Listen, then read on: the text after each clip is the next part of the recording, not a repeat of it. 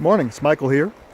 I'm going to talk briefly about the educate curve and what I mean about the educate curve. Now, I recommend that you look at the curve diagram videos on move, educate, nourish, decompress, as well as just the general m.e.n.d curve.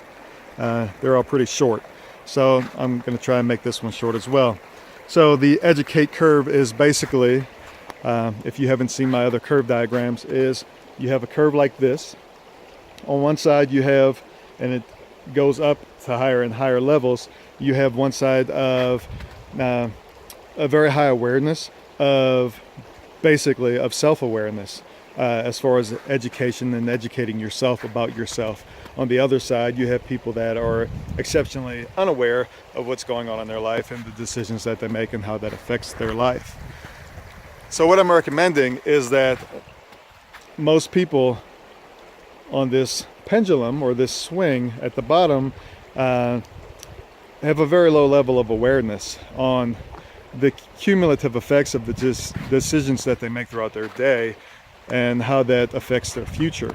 And there are, I would probably say, hundreds of decisions points throughout your day if you have a higher level of awareness to make healthy decisions versus unhealthy decisions. Most people default into an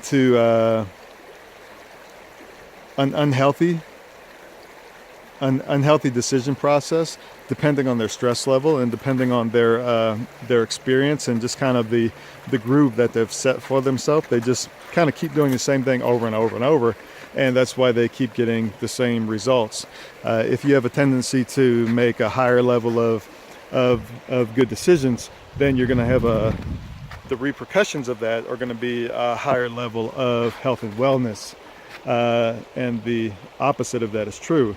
So what I'm recommending with the m.e.n.d process is that you actually have a very specific goal of educating yourself on what it is that makes you, what your goals are, and also having an acknowledgement of your failure points throughout the day and how you can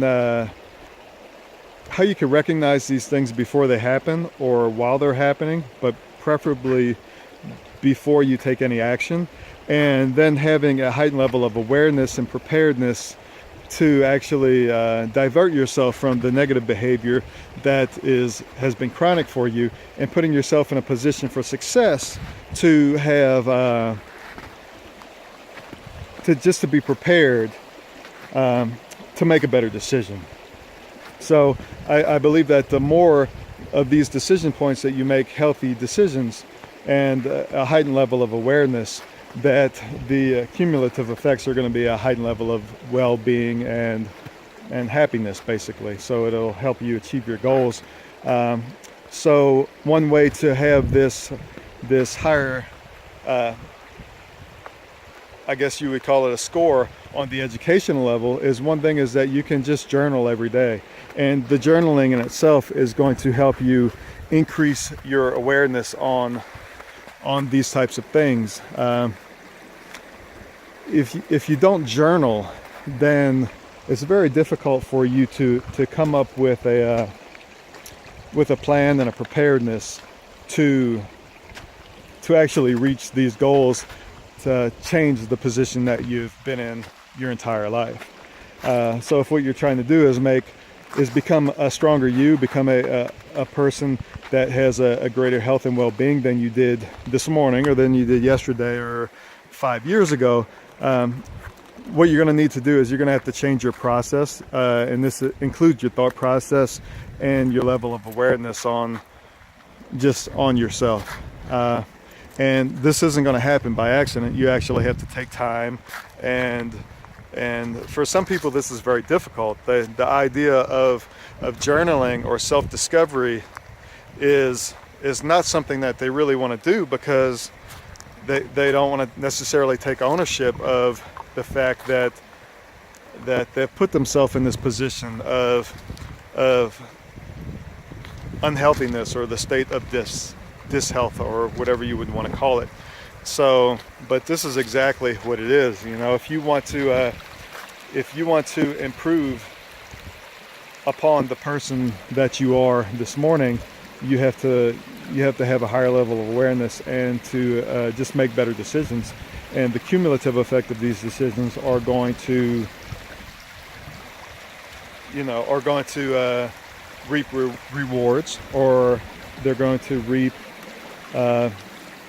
negative repercussions, depending on the scenario that you choose. You know? And it is your choice. Nobody is choosing this for you, unless you're in a position where, like, you're in jail or some other unusual circumstance that you're not at the helm of your own boat. But we're assuming in this scenario that you are, and that where you want to lead your boat to is open waters that are clear and that give you the opportunity to experience an exceptional life. And that's what I hope you choose. So mend yourself. Have a good day.